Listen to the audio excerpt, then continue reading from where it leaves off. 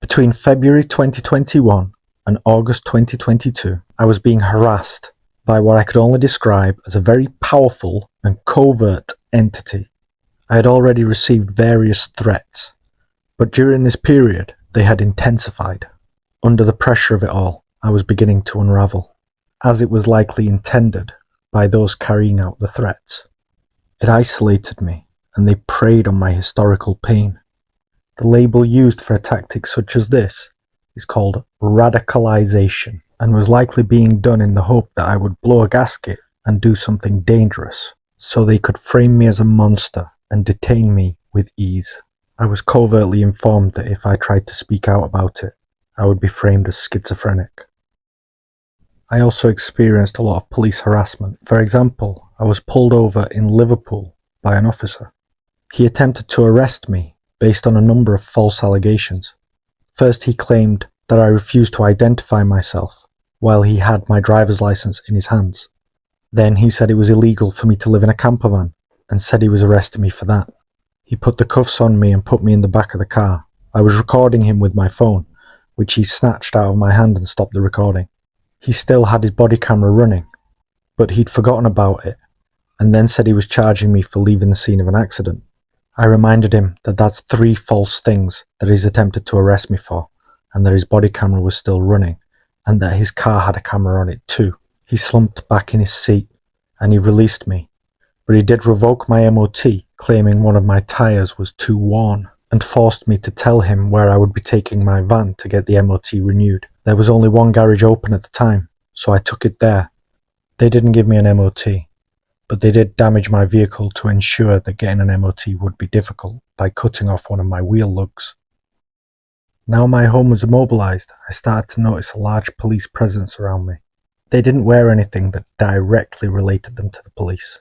However, they wore all black police tactical equipment, carried MP5 submachine guns and G36C assault rifles, and on their tactical recognition flashes, which is the logo on the Velcro patch, they had a red 5-pointed star. Though I didn't know who they were at the time, I've now identified them to be Manchester's special branch of their police force.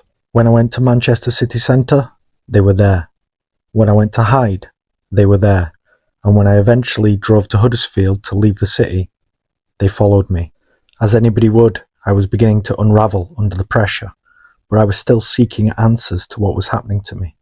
The authority did not want to give them.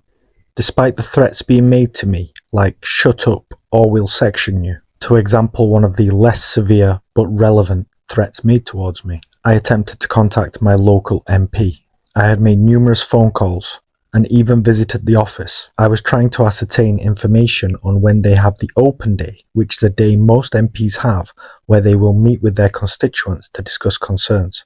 My goal was both to discuss the situation that was happening to me and to try and get to the bottom of who was causing it, but also to discuss the political solutions to a lot of the problems our country faces, which was the likely reason I was being targeted. My MP didn't respond at all to any of my requests, so I visited his office and left my credit card there, asking them to return it to me, along with details of the next open day and an explanation as to why I was being ignored. But still, they ignored me.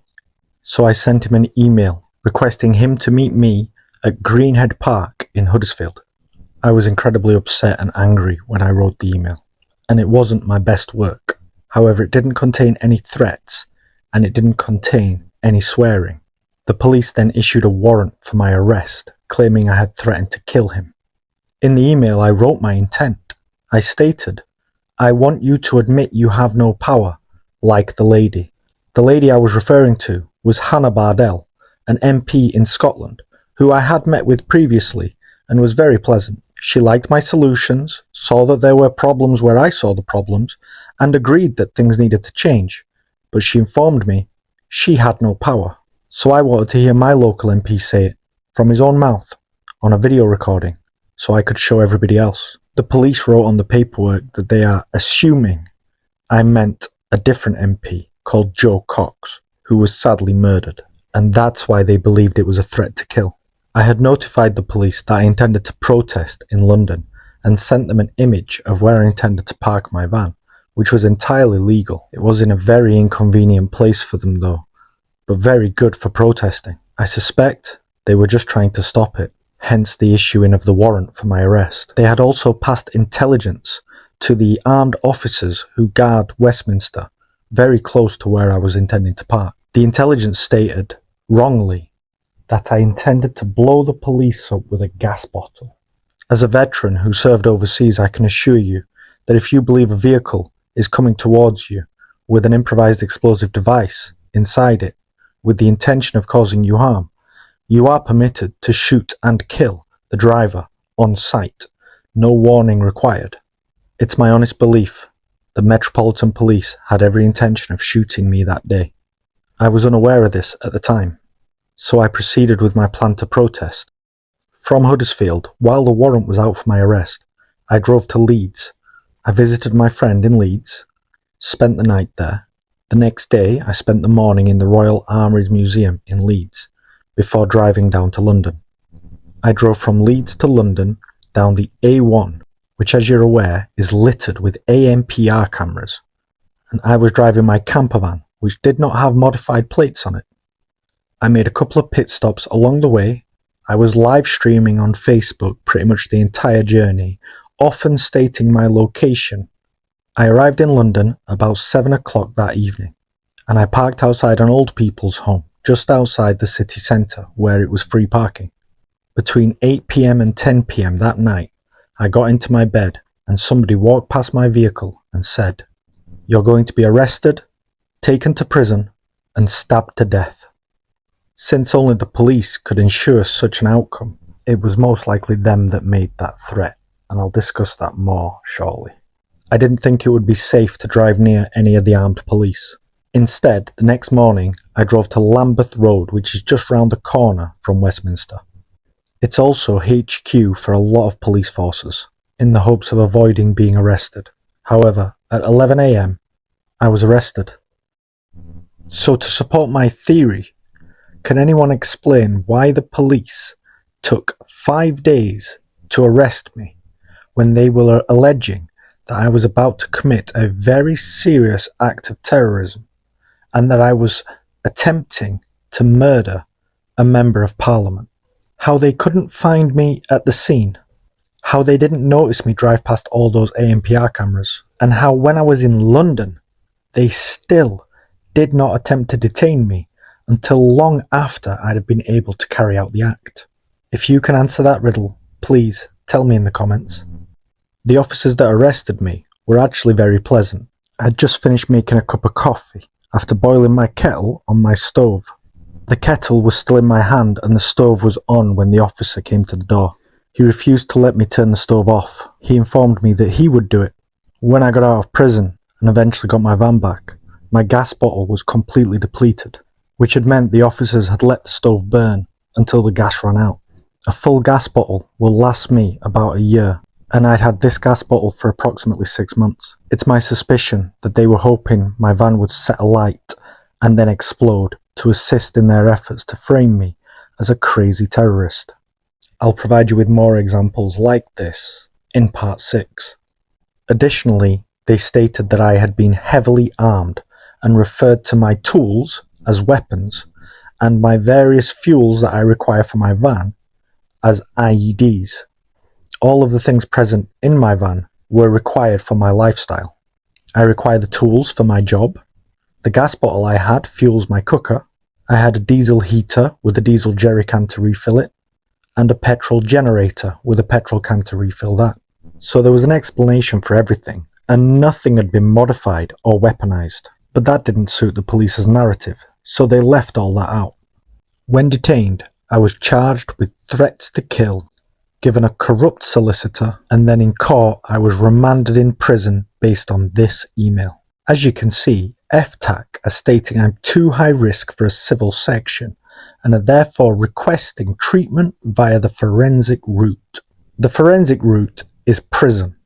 So if you had any doubts about FTAC's interference so far in these videos, this should act as confirmation of their influence. You can also note that I had no previous convictions. I also have no history of violence and no mental health history that hasn't been coerced by FTAC directly. And if you're still in doubt, I managed to get a copy of the FTAC email itself. Please excuse my annotations. I received this in prison and I've not been able to get any other copies of it since. So first, here's the summary of their email. As you can see, they are requesting a custodial disposal for mental health reasons, a direct human rights breach, and it is signed by FTAC, claiming to represent Buckingham Palace.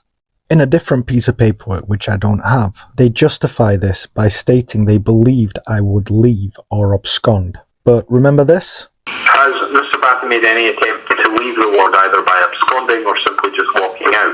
I realise there's an overlap there, but if you understand the connotations, I do. Yes, no, Mr. Battye has not. So that's not justified either. So now let's look at the body of the email and see what they were saying about me. So first, they claim that I'd emailed Boris Johnson's wife, Carrie Johnson, which is absolutely ridiculous. In fact, I'd never even heard of her until I read her name on this paperwork. How is that even on there anyway? Where did they get this information from? The only people who could have reported that to the police is either Carrie Johnson herself or her husband. And it didn't appear anywhere else in the case other than in this email and by other personnel influenced by FTAC, but never in court and never by any police officer. Maybe she's just a fan of mine and her husband got jealous. Oh, and there they are saying I've blocked the entrance of Parliament in Scotland again. Worth noting that this email was sent after it was clarified that that wasn't true. And there they are stating the threat to kill as fact before it's even gone through a courtroom. And notice they don't say what the threat is. That's because what I said wasn't a threat. Oh, and there's a dumbed down version of the intelligence they passed to the police likely to have me shot. They even indirectly state that I store large amounts of weaponry and improvised explosive devices. Oh, and it's important to note they have a serious hard-on for my van and really don't like the fact I live in it. But more on that in the next video. As for this situation, it gets from bad to worse. I spent a total of 6 months in prison. I went from Wandsworth to Peterborough to Birmingham to Leeds. When I first arrived in Wandsworth, I was treated like one of the most dangerous people on planet Earth. And then when they attempted to transfer me to Leeds, there was accidentally no space, so the court sent me to Birmingham instead. And in Birmingham, they treated me like I was just every other prisoner. So I knew FTAC hadn't contacted that prison and set me up. So I had myself transferred to the mental health wing so I could get an assessment from a doctor that was not an FTAC puppet. I spent 3 weeks on that wing and they didn't see a thing wrong with me. What I was saying wasn't changing from doctor to doctor. And then, on the 11th of November, which I found particularly insulting, a corrupt doctor appointed by my corrupt solicitor carried out an assessment via video link. You can see he states it takes place in Wandsworth, but it doesn't. I was in HMP Birmingham, and I was receiving assessments saying that I was all clear. But anyway, let's look at the assessment he carried out and how he documented it. Remember the tactical firearms unit that I described earlier? Well, I explained that to him too, because it seemed appropriate to demonstrate the police harassment. I also hoped he could help me identify who they were. As he writes, I showed him a picture of the Red Star. And just like I told you, I said it was on their Tactical Recognition Flash, their TRF. But he writes, it's the logo of the TRF. For those of you who don't know, my doctor was Indian, and in India they know the TRF to be a group known as the Resistance Force, a terrorist group that's carried out many attacks. I told the doctor they were dressed in all black tactical gear that appeared to be police issue, although they were not wearing police markings. And he claims that I said that it looks like the logo of the Men in Black. He even writes MIB, like that movie with Will Smith in it with the aliens. And when I explained what weapons they were carrying, which were G36C assault rifles and MP5 submachine guns, which are standard police issue as we've discovered, this guy writes G360s, and then he goes on about MI5 submachine guns. He acts as though I'm discussing a different topic, and like I'm pretending I've discovered some sort of weapons cache. And then he calls me delusional for it. I mean, come on. Buckingham Palace just sent an email and had me put in prison. What are you expecting me to believe here? He even writes about the FTAC involvement. And when he asked me about my reasons for joining the army, he asked me if it was a dishonourable discharge. I said no, I was a really good soldier, I was very good at my job. And then he writes me up for being grandiose about it. Here's an extract from my last report from the military. My CO described me as capable, with a wealth of talent. And I left the military to be a father, because I was that guy that volunteered a lot, and that sort of thing gets you killed in the army. This guy was also the guy who directly requested that I be sent to Rampton. Many doctors from Rampton and HMP Leeds appealed against this, but he was very quick to call them up and tell them to keep their noses out. And during this interview he discovered that I was at HMP Birmingham having a psychiatric assessment from another doctor, so he hastily had me transferred immediately to HMP Leeds, and after a total of 6 months in prison, I found myself in Rampton. I was told that it doesn't count as prison, that the average stay here was around 8 years, and that I'd be expected to go to a different facility after the 8 years with less security, and that most people who go down this route spend 30 years detained. Staff seemed very concerned because I wasn't presenting with any mental health symptoms, as well as not having a history that would justify such a serious detention.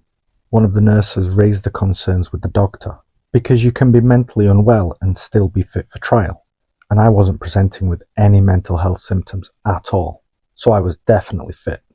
The doctor carried out a Pritchard test on me, and then wrote this letter.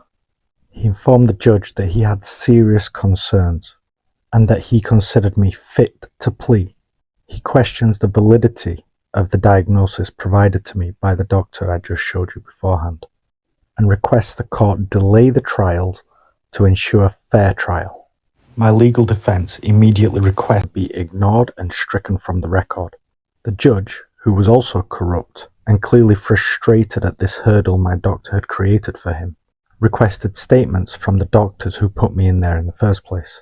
They provided this statement, which clearly states that they are unwilling to comment on my fitness to plea, which means the only valid medical opinion currently in play is stating that I am fit to plea. And look how keen the bad doctor is to commence treatment via psychotic medication, even though he does highlight that I'm not on any medication at present, and has been given the understanding that I am not displaying any mental health symptoms. Medication is supposed to be a last resort, not a first. And he came to his conclusion about me after a 2-hour assessment that he didn't even correctly document. But he's attempting to discredit my doctor for his opinion of me after an entire week. You won't be surprised to hear that regardless, I was declared unfit for trial. My corrupt solicitor did a terrible job of defending me. I wasn't allowed to give any evidence or select a new lawyer. And when FTAC heard about this, they were straight on the phone to my doctor, insisting he medicates me.